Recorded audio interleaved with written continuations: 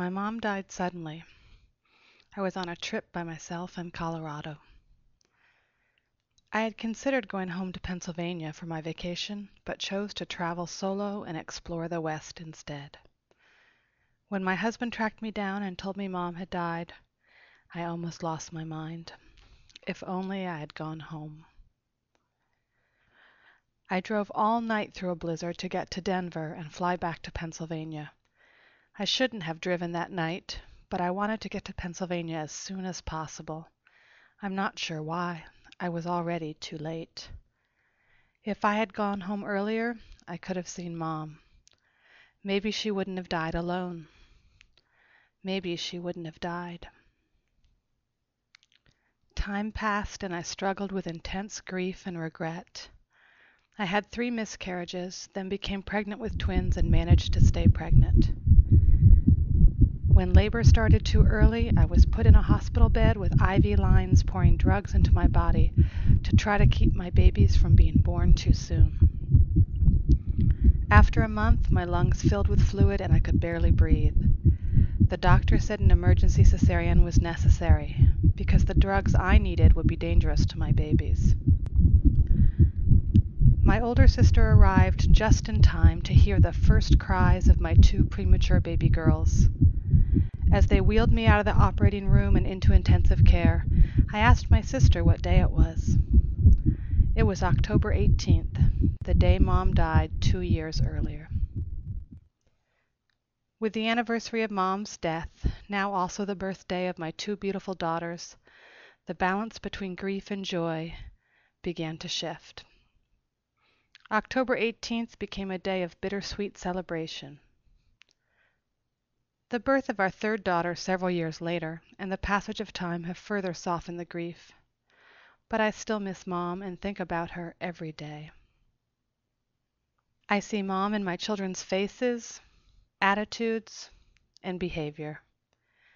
I tell my daughters stories about Mom and show what few pictures we have. Mom hated to have her picture taken, clearly enough in some of the pictures to make me laugh. But I'm also angry that Mom's dislike of photos robs me of images and memories. So I found another way to see Mom occasionally. Every couple of months I have a dream with Mom in it. It usually isn't a dream about Mom. Instead, it's a dream about a vacation or trip, or some mundane part of everyday life like shopping or cleaning. What makes it special is that Mom is there with me. We are talking and hugging, hanging out together like we used to. These happy dreams are tinged with sadness because my dream self is aware that Mom is with me only temporarily. But I treasure those dreams, the fleeting moments when I can see Mom again for a little while.